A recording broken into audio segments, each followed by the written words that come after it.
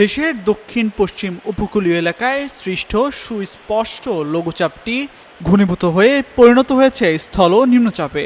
এর প্রভাবে উত্তর বঙ্গোপসাগর, বাংলাদেশের উপকূলীয় এলাকা ও সমুদ্র বন্দরসমূহের ওপর দিয়ে ৬০ কিলোমিটার বেগে ঝড়ো হাওয়া বয়ে যাওয়ার শঙ্কা রয়েছে।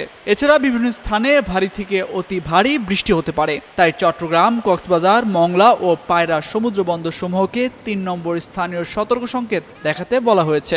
এমনটাই জানিয়েছে বাংলাদেশ আবহাওয়া অধিদপ্তর।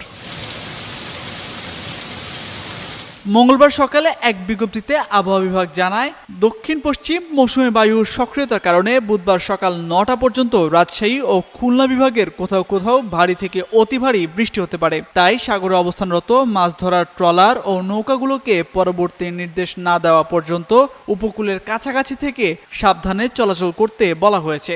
এছাড়া রাজশাহী, পাবনা, বগুড়া, টাঙ্গাইল, ঢাকা, ফরিদপুর, কুষ্টিয়া, যশোর, খুলনা, বরিশাল, পটুয়াখালী, কুমিল্লা, নোয়াখালী, চট্টগ্রাম এবং সিলেট সহ দেশের বিভিন্ন অঞ্চলের ওপর দিয়ে দক্ষিণ বা দক্ষিণ পূর্ব দিক থেকে ঘন্টায় ৪৫ থেকে ৬০ কিলোমিটার বেগে দমকা বা ঝড়ো হাওয়া সহ বৃষ্টি বা বজ্রসহ বৃষ্টি হতে পারে।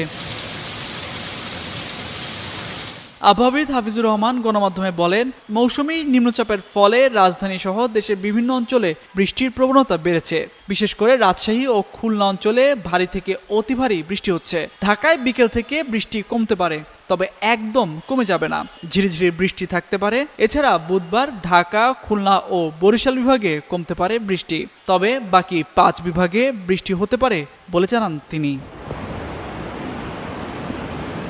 এদিকে সবশেষ সারা দেশের জন্য দেওয়া ১২০ ঘন্টার পূর্বাভাসে বলা হয়, রংপুর, রাজশাহী, ময়মনসিংহ ও সিলেট বিভাগের অধিকাংশ জায়গায় এবং ঢাকা, খুলনা, বরিশাল ও চট্টগ্রাম বিভাগের অনেক জায়গায় অস্থায়ীভাবে দমকা হাওয়া সহ হালকা থেকে মাঝারি ধরনের বৃষ্টি অথবা বজ্রসহ বৃষ্টি হতে পারে। সেই সঙ্গে সারা দেশের কোথাও কোথাও মাঝারি থেকে অতি মাঝারি বর্ষণ হতে পারে। তামজিদ মির্জা, যুগান্তর নিউজ।